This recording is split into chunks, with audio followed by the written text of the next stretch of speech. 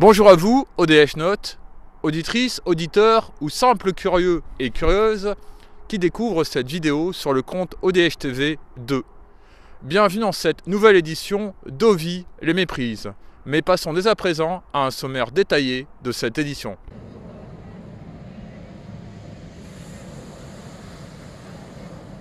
Au sommaire de cette édition, dans les infos d'ODH TV, annonce du programme des émissions Ovi les méprises pour l'année 2021. Dans le courrier des ODH Notes, c'est Gaëtan, veilleur, qui répond à une question autour des veillées à thème. Dans la rubrique IFO Aéro ou Aéronautique, Rémi Fauchereau de l'association d'études des phénomènes aériens et reporter ODH TV du département de l'Yonne va vous parler des winglets et des moustaches. Dans la question de l'édition, c'est Bruno Botta du GUI, groupe d'ufologues indépendants et reporter ODH TV Île-de-France qui s'en charge. Puis dans le dossier de cette édition, nous allons aborder les rencontres élucidées du premier type, du deuxième type et du troisième type.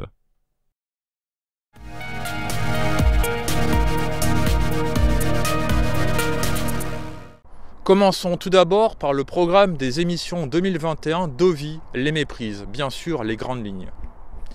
Nous allons vous partager différents types de méprises, les ballons, les avions, les hélicoptères, des méprises diurnes, nocturnes, les objets aquatiques identifiés aussi, car il y a eu pas mal de méprises concernant les ONI et les OSNI. Bref, de nombreux sujets qui méritent d'être mis en avant dans le domaine. Bref, ce sont des sujets ufologiques. Je tiens à rappeler que les vidéos Ovi les méprises sont en lien avec les émissions IFO-UFO, mais également les JT OVNI en France.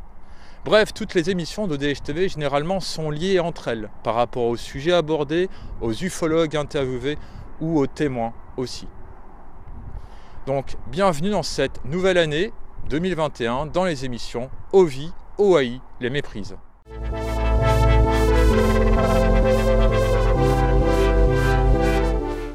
Que penses-tu des veillées dont le thème est les rentrées atmosphériques, c'est-à-dire que les gens qui vont partir en veillée pour observer une rentrée atmosphérique diurne ou nocturne? Est-ce que tu penses que déjà c'est un bon moyen aux gens de connaître ce que c'est, pour ne plus faire de méprise?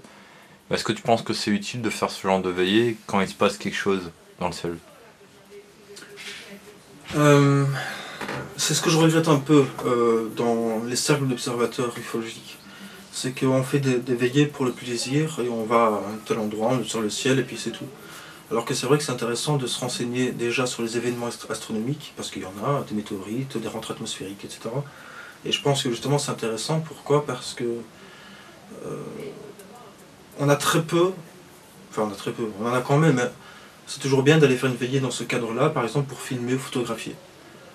Faire des tests photographiques et vidéo pour faire une base de données méprise par exemple, ça peut être intéressant. Et puis aussi c'est intéressant, pourquoi? Parce que des veillées à thème comme ça, si on n'est pas au courant que ça va arriver et qu'on va sur le terrain pour faire une veillée banale et que ça arrive, au moins on peut le signaler. Comme ça, si le lendemain ou 3 jours après par exemple, on nous signale d'observation en disant ben voilà, on a observé ça à tel endroit, eh bien on aura noté qu'à une telle nuit, il y a une rentrée atmosphérique, ou la journée. Donc ça permet aussi de retrouver des événements qui se sont passés, qui pourraient servir aux enquêtes futures, ainsi de suite. Donc ça peut être intéressant pour ça aussi. Ça peut être intéressant aussi pour l'étude. Puisque, par exemple, quand il y a des phénomènes orageux, ça peut produire certains phénomènes lumineux, qui sont intéressants aussi au niveau du phénomène OVNI. Donc voilà, pour les rentrées atmosphériques, bon, on connaît, il y a eu des méprises avec ça, on n'en reviendra pas là-dessus, sinon on va faire un débat. Mais c'est intéressant parce que malgré qu'on soit en 2016 au XXIe siècle, il y a des gens qui n'ont jamais vu ça. Et donc le jour où ils voient ça, ils pensent automatiquement que c'est quelque chose d'extraordinaire, d'anormal, alors que c'est tout à fait banal, c'est juste une rentrée de satellite ou ce genre de choses. Donc voilà, et je pense que ça fait partie de l'éducation du public et des ufologues, parce qu'on parle souvent d'éducation publique, mais les ufologues et tous ceux qui sont dans la communauté ufologique doivent être aussi éduqués. Parce qu'il y a très peu de gens des gens qui sont depuis des années en ufologie, et qui du coup pensent qu'ils ont une certaine expérience du ciel, etc. Alors que c'est pas vrai du tout. C'est pas en restant derrière un PC ou en bouquinant des livres ufologiques qu'on connaît l'ufologie et ce qu'il y a dans le ciel, c'est pas vrai. Donc, et Gilles le rappelle souvent, et d'autres aussi, c'est qu'il faut aller absolument sur le terrain, observer le ciel la nuit ou même la journée, parce que la journée, c'est très rare que des veillées soient organisées, alors que la journée, il y a plein de choses qui se passent aussi. Et donc vraiment aller sur le terrain, la nuit ou le jour, et essayer de noter tout ce que vous ne connaissez pas. Voilà, puis vous faites une base de données avec ça, et puis en fonction de ça, ça fait aussi tout un catalogue de méprises qui est assez intéressant. Et puis voilà, comme je l'ai dit, il y a beaucoup de témoins qui ne connaissent pas forcément ce qu'il y a dans le ciel. Moi, ça m'a fait rire un jour. J'étais avec une personne à l'extérieur, avant de monter dans la voiture, et je regarde le ciel par habitude, et je vois ISS qui passe. Ah, je dis, regarde, il y a ISS qui passe. ISS. Elle me dit, c'est quoi? Et je dis, c'est la station spatiale internationale, satellite. Elle me dit, mais non, on ne peut pas voir le satellite. Ah, mais si. Mais il dit, non, c'est trop gros la boule blanche qui passe. Mais non, c'est un satellite. Et il ne savait pas, au XXIe siècle, alors que tout le monde sait qu'on a des satellites qui tournent autour de la Terre, en orbite, etc. Donc c'est tout à fait normal qu'on voit des satellites. Et donc il y a énormément, je crois que la majorité des gens aujourd'hui connaissent très très mal ce qu'il y a dans le ciel, la nuit ou le jour.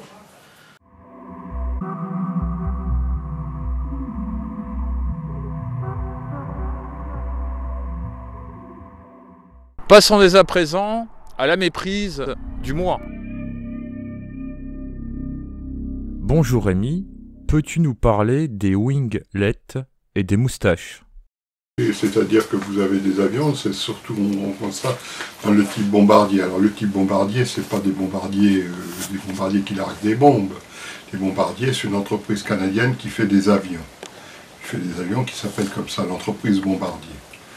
Elle fait des bombardiers, donc c'est des avions de ligne, et ces avions de ligne, souvent, ont des moustaches au bout des ailes, elles remontent comme ça. Elles ont des petites moustaches de la hauteur de 2 mains, à peu près, 2 mains superposées, comme ça.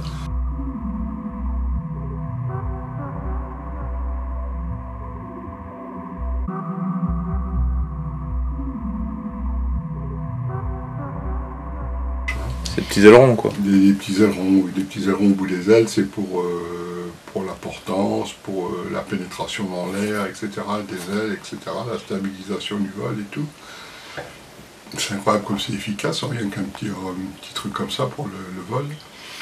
Et donc, quand l'avion est en altitude, ou même à n'importe quelle altitude d'ailleurs, s'il est éclairé par le soleil, si cette moustache est éclairée par le soleil, généralement si elle est de couleur blanche, même peinte ou métallique, hein, elle va refléter le soleil et on peut croire que c'est une sorte de lumière qui est non pas sur l'avion, parce que comme elle est au bout de l'aile, on voit bien qu'elle n'est pas sur l'avion, mais qu'elle est détachée de l'avion, mais qu'elle suit l'avion, le long de toute sa trajectoire. Et il y en a qui ont pris ça pour des phénomènes lumineux qui suivaient l'avion, et donc c'était une source de méprise. Ça c'est connu, oui.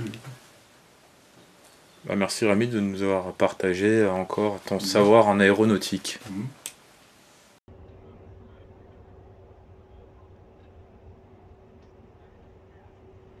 Je suis à présent en présence de Bruno Botta, du GUI, groupe d'ufologues indépendants, et reporter au DHTV pour la région Île-de-France. Alors Bruno, as-tu déjà fait des méprises? Si oui, avec quoi? Ah bah les trucs de base, les planètes. Quand on débute en ufologie, il faut avoir vraiment une bonne connaissance du ciel. Je crois que c'est important, parce que je pense qu'il y a beaucoup de méprise là-dessus. Et après, s'intéresser à tout ce qui est aéronautique, ça aussi c'est une évidence.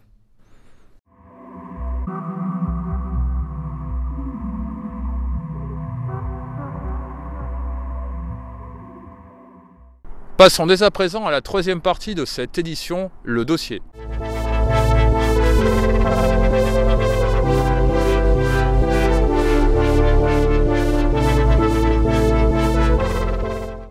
Au cours de la dernière édition du JT OVNI en France, je vous ai partagé un dossier vous expliquant les bases, autant dire la classification de J. Allen Hynek, les RR1, RR2, RR3. Mais si on tourne cela à l'ifologie, c'est-à-dire aux méprises, aux objets volants identifiés ou aux objets aquatiques identifiés, cela ferait donc Re1, Re2, Re3 pour rencontre élucidée du premier type, rencontre élucidée du deuxième type et rencontre élucidée du troisième type. Ainsi, dans ce dossier, par le biais d'exemples, de cas expliqués, d'enquêtes, de contre-enquêtes, je vais donc vous partager un autre regard sur les observations d'objets volants identifiés, donc les enquêtes qui ont été expliquées.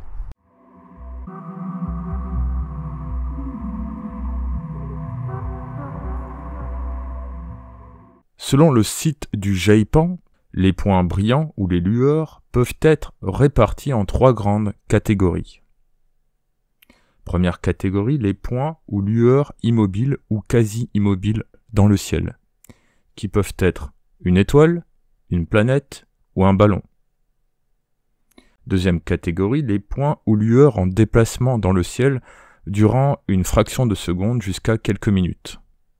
Cela peut être une ou plusieurs lanternes thaïlandaises ou célestes, ou alors un débris de satellite ou de lanceur, ou un avion, ou un satellite tout seul, ou des flashs iridium, un bolide, une étoile filante, ou des phénomènes optiques atmosphériques. Et ainsi, troisième catégorie, les points lumineux ou lueurs en déplacement irrégulier, qui peuvent être des ailes volantes lumineuses. Alors, autre chose qui peut arriver aussi avec les avions, et j'en suis témoin parce que j'habite au-dessus d'un couloir aérien où les avions atterrissent à l'aéroport de Bierzet, et qu'est-ce qui se passe? Surtout avec les avions cargo, type TNT, eh bien, vous le voyez passer, donc vous savez que c'est un avion, mais si vous le voyez passer, il y a une méprise qui peut se faire. Simplement, c'est que quand vous voyez la largeur de l'avion, qu'est-ce qui se passe? Eh bien, vous voyez ça. Alors, et bien souvent, il s'agit de 2 feux blancs, un phare rouge. Ça dépend de la composition des feux des avions. Mais il y a certains avions où les 2 lampes des côtés ne clignotent pas, et le petit en dessous, qui est rouge, voire d'une autre couleur, clignote. Donc ça fait vraiment l'aspect d'un avion. C'est le principe de 3 points. Dès que tu as 3 points, c'est rare s'ils ne se trouvent pas en triangle, à moins qu'ils soient sur la même ligne droite. Mais s'ils se trouvent un peu décalés, ils se font un triangle, et puis tu en fais tout de suite un triangle. Bah, oui, ou alors ils sont en ligne droite. C'est ça que j'arrive pas à comprendre. C'est l'histoire de l'orthothénie. Hein. Dès que tu as 3 points, bah, tu peux les relier ensemble. C'est les cas, comme il dit, de 3 points en delta. Les gens ils prétendent voir une structure entre les points. Or, des fois, il n'y a rien. Il n'y a rien. Ça va être 3 lanternes. Regarde les satellites NOS. Ouais. Bah, moi, je l'ai vu, hein, le satellite NOS, en triangle. J'étais impressionné. C'était en 99. Je l'ai vu au col de C'était en 99. Je dis, mais qu'est-ce que c'est que ce truc? Tu vois, tu avais 2 comme ça et un là. Ouais. Donc tu avais un triangle rectangle. Ah, je me rappelle très bien, hein. Ça, celle-là. Ouais. Donc imaginez, vous êtes sur une chaussée, ce qui arrive souvent ici parce qu'il y a une chaussée qui passe à côté. Ce qui arrive souvent, c'est que, et ça m'est déjà arrivé comme méprise, vous roulez sur la chaussée et vous voyez l'avion de très loin qui commence à atterrir à Bierzet. Mais vous ne savez pas qu'il atterrit à Bierzet parce que quelqu'un qui n'habite pas la région et qui ne sait pas qu'il y a un aéroport juste à côté, eh bien ne le saura pas. Et il va voir un avion qui est à l'horizon et qui a cette composition. Et il va crier au triangle. Pourquoi? Parce que le témoin dans sa voiture, il n'entend pas le bruit. Et de loin, ça donne un triangle type OVNI vague belge. Tout simplement.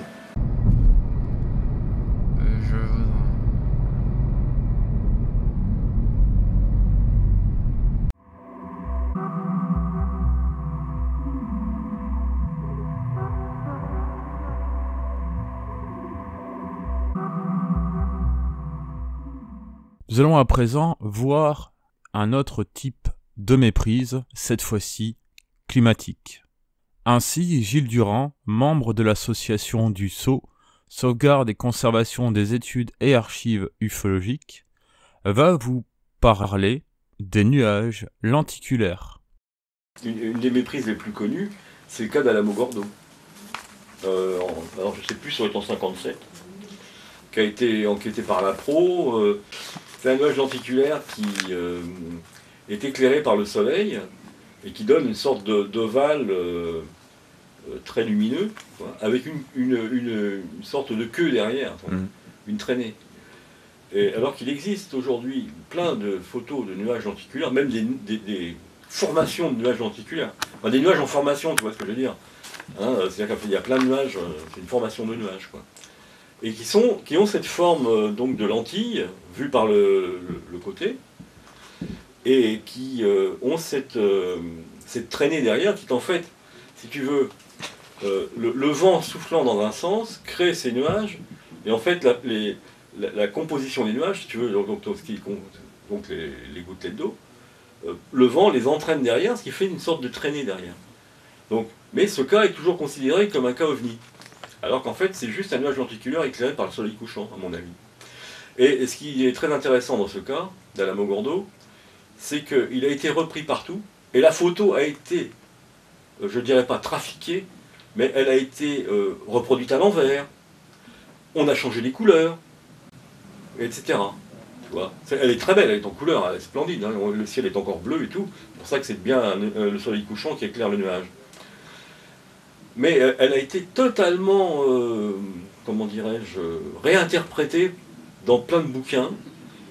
Donc on la recadre par exemple, en faisant un focus.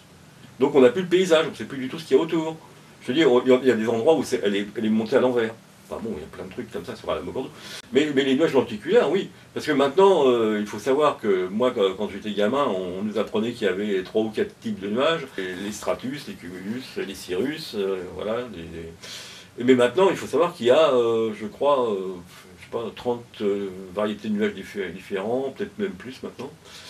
Je crois qu'ils en ont ajouté encore une vingtaine l'année dernière, enfin je sais plus. Enfin, ça devient affolant, quoi. C'est de plus en plus précis. Hein. Et dedans, on s'aperçoit que les nuages lenticulaires ne se forment pas qu'à la montagne, mais se forment à Alamogordo, c'est en plein désert, hein, pas oublier.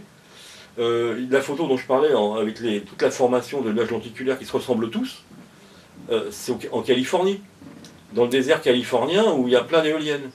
Tu vois ? D'ailleurs, on voit les éoliennes sur la photo. Voilà, donc on s'aperçoit qu'il y a des nuages lenticulaires dans la Brie et dans la Beauce en France qui se forment naturellement.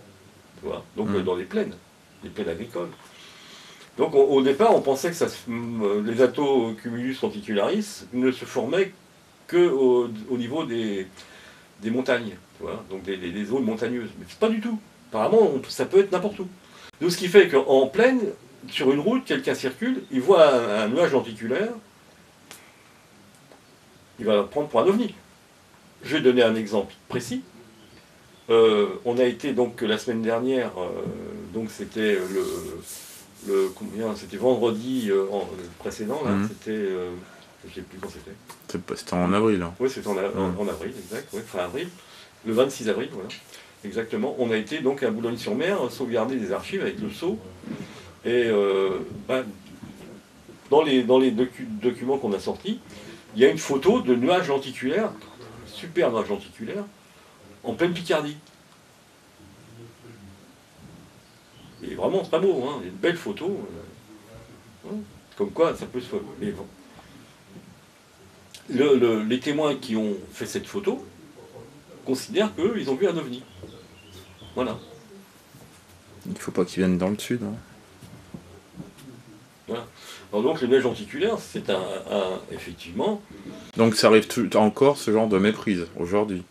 Je pense, là c'est dans les années 70, hein. Mais je pense que ça peut encore arriver aujourd'hui, bien sûr. Et là, on va se retrouver avec un cas de RR1 ou de RR2.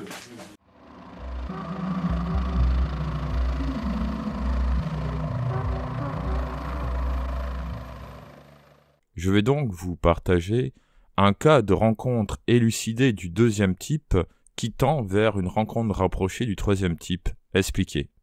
Dans un premier temps, je vais vous partager le témoignage. Cela s'est déroulé le 21 avril 1974 dans le département de la Drôme, depuis la commune de la Baume d'Austin, à 1h du matin. Nombre de témoins, 2. Une dame demeurant à Austin rentre du bal avec son fiancé à bord de la voiture de celui-ci. Les deux jeunes gens voient soudain surgir une masse jaune, arrivant à vive allure, qui vient s'immobiliser à environ 500 mètres de leur véhicule, au lieu dit l'Élide, comme vous pouvez le voir sur la carte géoportail. Au bout de 2 ou 3 minutes, la luminosité de l'appareil disparaît et 4 veilleuses, 3 jaunes et une rouge, s'allument, ainsi qu'un phare qui se met à pivoter sur lui-même en projetant une intense lumière blanche qui paralyse la campagne environnante.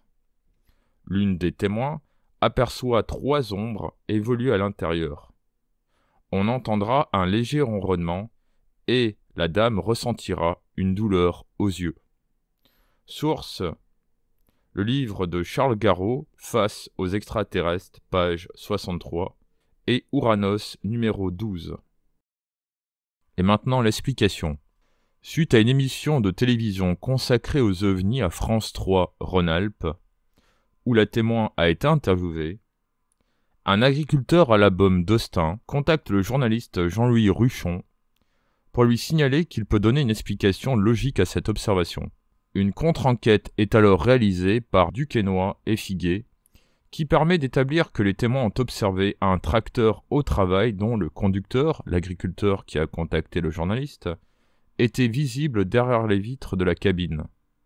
Les enquêteurs estiment que les témoins ont pu être influencés par la série d'articles parus sous la plume de Jean-Louis Ruchon du 4 au 15 avril 1974, relatant les observations en Drôme-Ardèche et par les nombreux communiqués de l'époque.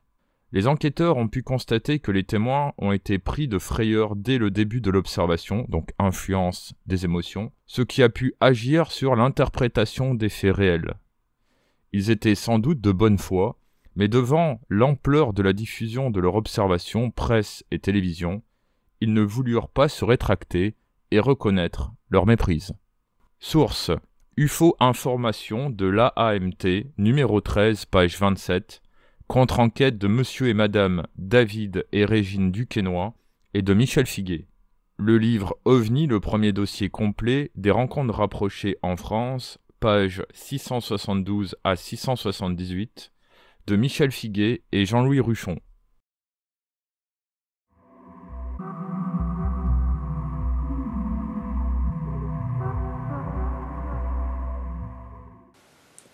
Peux-tu nous parler de la méprise avec le car qui s'est déroulé dans le département de l'Orne? Oui. Alors c'est un cas qui a été publié dans le DLN, je ne sais plus le numéro. Qu'importe, en fait, c'est un cas où en fait le témoin voit juste un carré de lumière s'allumer sur le bord de la route, un escalier de 3 marches apparaître et deux personnes descendre de ce carré de lumière et s'éclipser en fait. Et le carré s'éteint et sorte d'ovni entre guillemets repart et semble s'envoler. Il faudrait voir dans quelle configuration se trouve exactement la route et la maison du témoin. Mais ça ressemble énormément, sans vouloir non plus l'affirmer de façon définitive, mais ça ressemble quand même beaucoup à une méprise avec un autocar.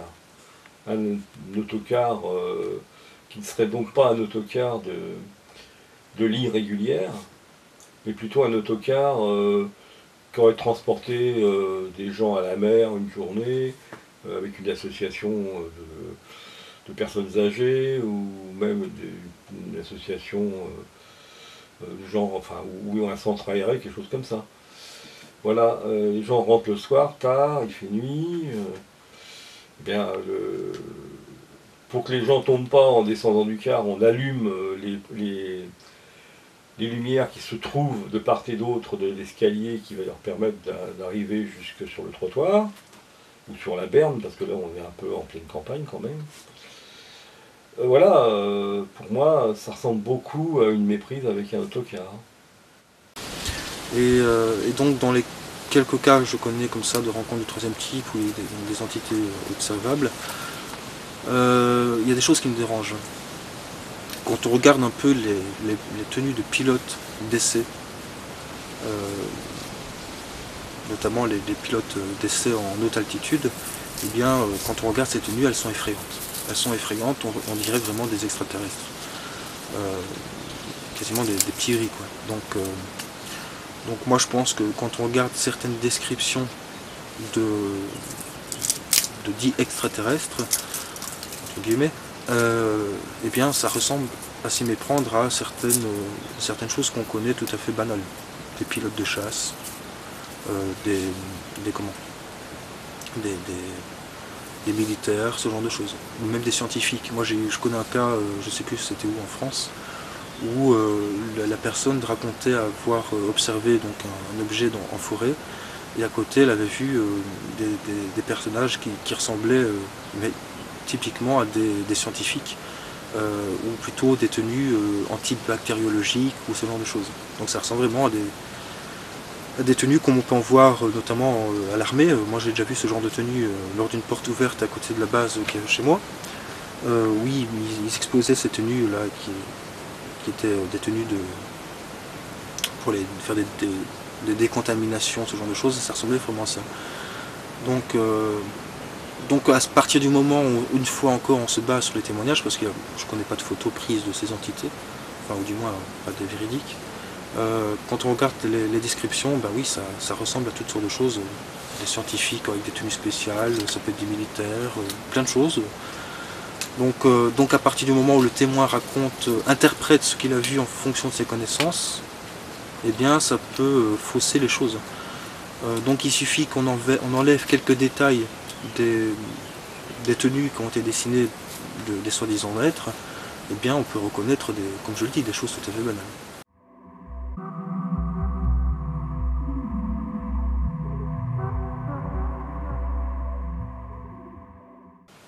Il y a aussi et ça c'était pas prévu dans la question mais je vais quand même en parler, c'est qu'il y a la méprise photographique. Il y a des gens qui ne savent pas que quand ils prennent une photo de l'environnement, il y a des oiseaux qui passent.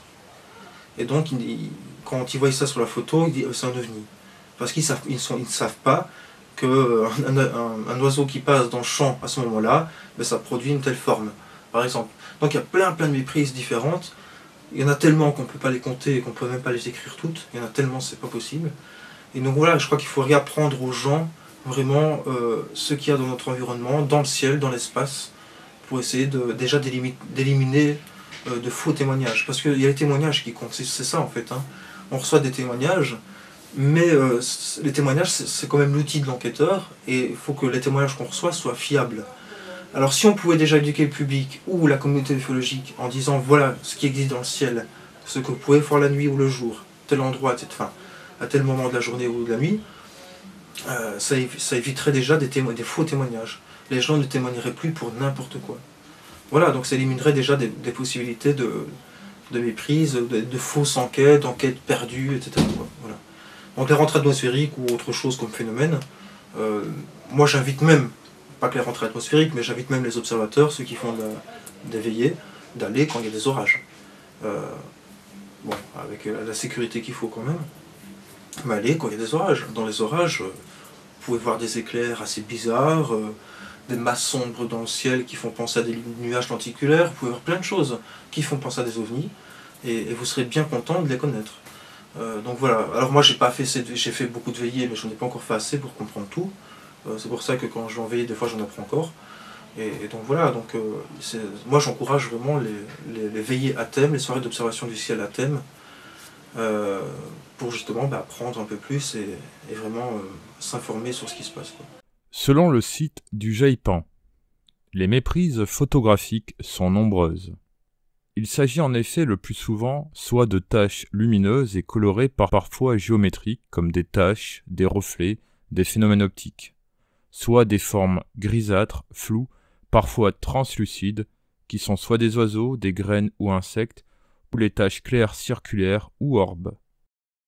Et le problème je comprends pas, là je le dis sincèrement, je comprends pas comment ça se fait qu'avec toutes les rencontres du troisième type qui ont eu lieu dans le monde depuis les débuts de l'ufologie, comment ça se fait que contrairement aux observations de l'OVNI ou de Pan, on ait plus de photos d'observations en vol que de rencontres du troisième type. C'est bizarre quand même, on a autant d'observations des deux côtés, et malheureusement on a des photos et des vidéos d'un seul côté mais pas de l'autre. Donc moi c'est ça que je trouve bizarre. C'est vrai que bien souvent on dit oui mais on est pris de fait, c'est là, voilà, c'est par hasard, on n'a pas notre appareil photo sur nous, d'accord. Mais je trouve ça quand même bizarre, étrange qu'il y a plus de photos, de vidéos, d'observations dans le ciel que sur la Terre. C'est ça que je comprends pas.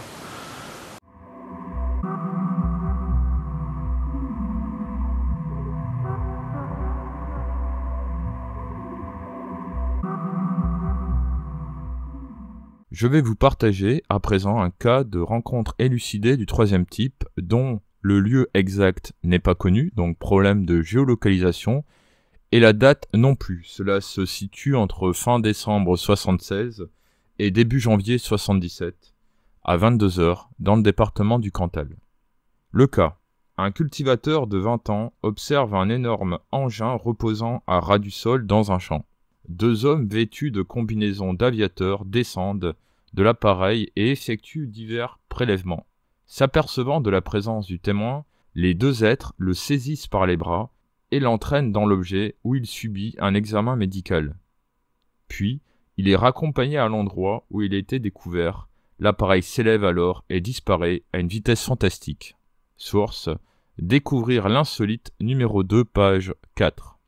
Explication: cette belle histoire d'enlèvement a été tissée à partir de plusieurs rapports. Source: le livre Les apparitions d'humanoïdes, page 187, écrit par Eric Zurcher. C'est-à-dire qu'en fait, quand on donne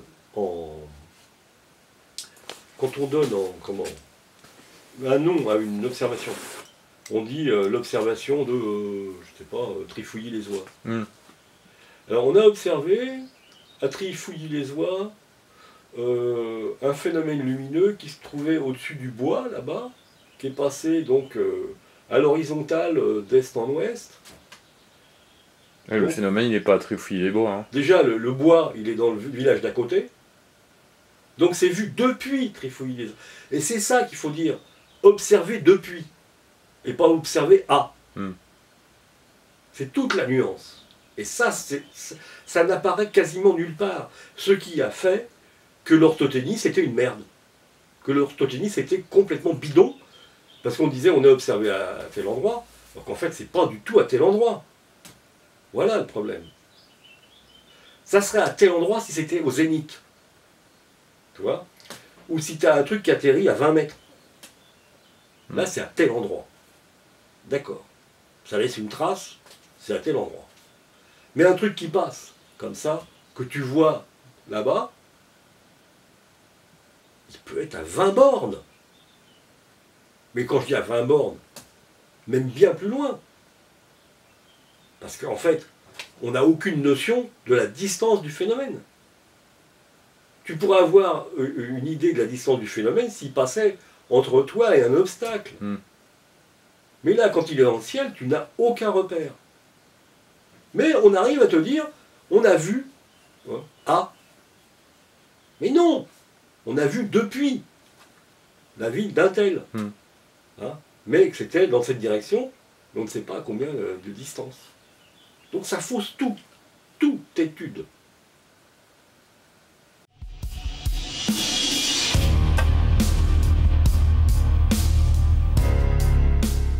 Je tiens à remercier toutes les personnes qui sont intervenues dans cette édition assez spéciale, en lien avec l'édition du mois de janvier 2021 du JT OVNI en France.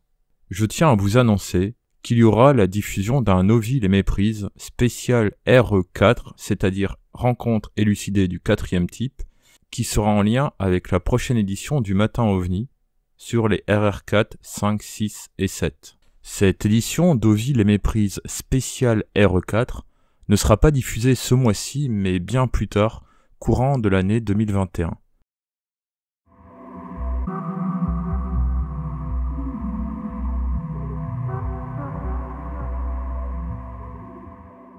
Nous arrivons à la fin de cette nouvelle édition, qui est en partenariat avec le site méprisduciel.fr que je vous conseille de visiter. On ne sait jamais, peut-être que vous allez retrouver la chose que vous avez observée hier soir ou anciennement et que vous n'avez pas su identifier de prime abord. Je tiens également à remercier les membres de l'équipe d'ODH TV, les partenaires proches et vous autres, ODH Note. Je vous donne rendez-vous à la prochaine édition. Soyez très vigilants, soyez très attentifs et n'oubliez pas, tout ce que nous voyons dans le ciel n'est pas forcément ce que l'on croit être. Et à très bientôt sur ODH TV 2. Au revoir.